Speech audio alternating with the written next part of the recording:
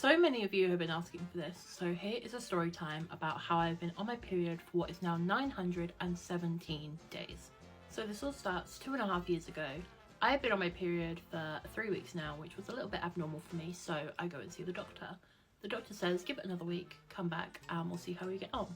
I give it another week, still on my period. So I go back to the doctor and the doctor's like, oh, okay, here's some medication, this should stop the bleeding.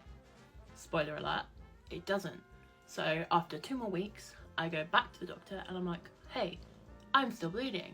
And they're like, oh, I'm not sure what to suggest. I'll send you over to my colleague. So I go and see another doctor. So I go and see that doctor and they're like, oh, okay, try this medication, see if that helps.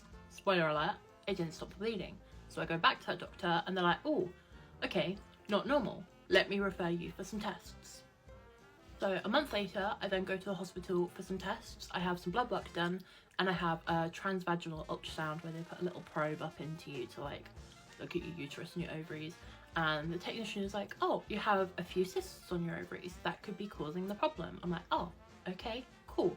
She's like, I'll send these over to the doctor. When he gets them, he'll make an appointment with you. I was like, cool, thank you. So I wait. A couple of weeks later, I get a call from the doctor and they're like, okay, so we've got the results of your tests. You have polycystic ovary syndrome. I'm like, okay. And they're like, are you still bleeding? I'm like, yes. And they're like, oh, the type of cysts, the size of cysts that are on your ovaries shouldn't be causing this much bleeding. That's probably not what's causing it. So we'll send you for another scan and we'll see what happens. So I go for another scan. At the scan, they're like, yeah, okay, no. These cysts on your ovaries are not causing this bleeding. That's not happening. This type of bleeding isn't associated with PCOS. At this point, it's been like 3 months I've been on my period, right? They're like, okay, so what are we going to do now? We're going to send you for a biopsy and a hysteroscopy where they put a little camera up into my uterus and have a look, see what's going on. Fast forward a couple of months, I go in for my procedure. Everything goes well. I'm put to sleep, wake up, next day, go home. And then I just have to wait for the results.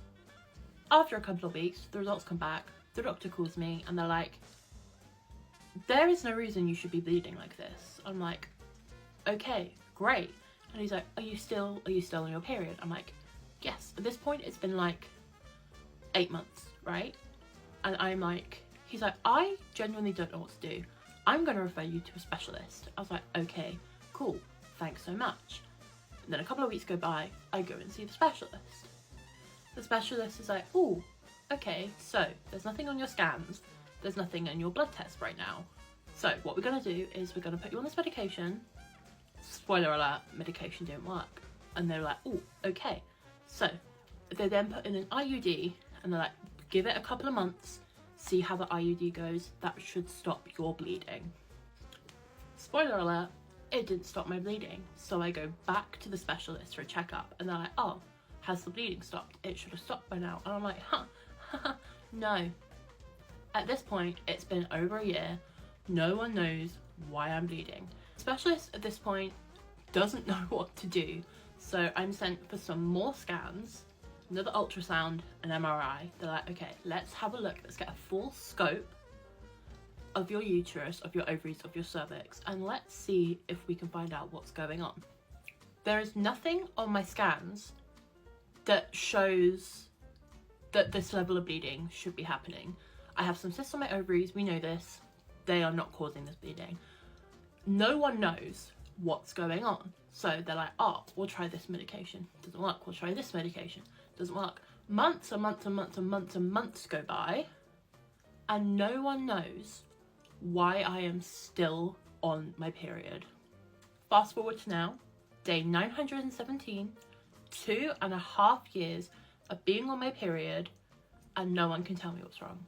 I've seen many doctors, many specialists. I've had every scan, every test, every treatment, every medication they can offer me and I'm still on my period.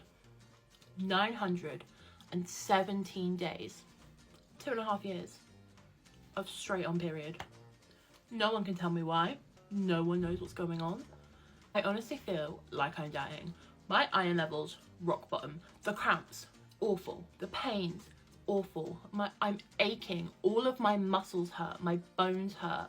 I have constant headaches, constant nausea. The amount of fucking pads I have to buy is draining my bank account. I go through, I don't even know how many packets of pads. I am keeping my local shop in business purely with the amount of pads I'm buying. So yeah, fun fact, I've been on my period for 2.5 years. No one can tell me why. No one knows what's going on. There's no end in sight. Living my best life.